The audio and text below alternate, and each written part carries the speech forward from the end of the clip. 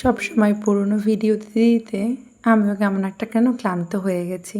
কিন্তু কী করব, পুরনো অনেক ভিডিও শ্যুট করা আছে জানো, কিন্তু সেগুলো শেয়ার করার সময় হয়নি। কিন্তু এখন থেকে চেষ্টা করব রেগুলারলি অল্প অল্প করে একটু একটু ভিডিও শেয়ার করতে, তাহলে সুবিধা হবে। ধীরে ধীরে ঠিক একসময় শেষ হয়ে যাবে। আর যদি কখনো আরও বেশি জমে যায়, তখন না দিনে দুটো করে ভিডিও দিয়ে শেষ করে ফেলবো।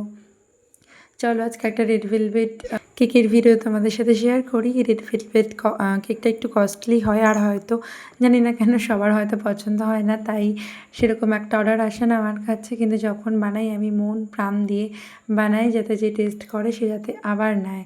তো যাই হোক, আজকের কেকটা সেরকম না ফিনিশিং দরকার ছিল না জানো তো, কিন্তু তবুও আজকে কেন এত সুন্দর ফিনিশিং হয়ে গেল আমি বুঝতে পারলাম না। সবটাই তো ওই রেড কালারের ক্রাম্বসে ঢাকা পড়ে গেল। যাই হোক, এই কাজটা আমার ভীষণ ভালো লাগে। আর তারপরে ভেবেছিলাম 3টে রোজ দেবো, তাই সেই রকম একটু জায়গা ফাঁকা করে আমি 3টে রোজও সুন্দর করে বসিয়ে দিলাম। আর একদম শেষে আমি বাইরে চলে এসেছিলাম ফটো তুলতে। এখানের এই রোদটা দেখে আমি আর লোভ সামলাতে পারছিলাম না। বৃষ্টির পরে একটা মিষ্টি সুন্দর রোদ উঠেছে, এখানে সুন্দর ছবি তুলে নিলাম।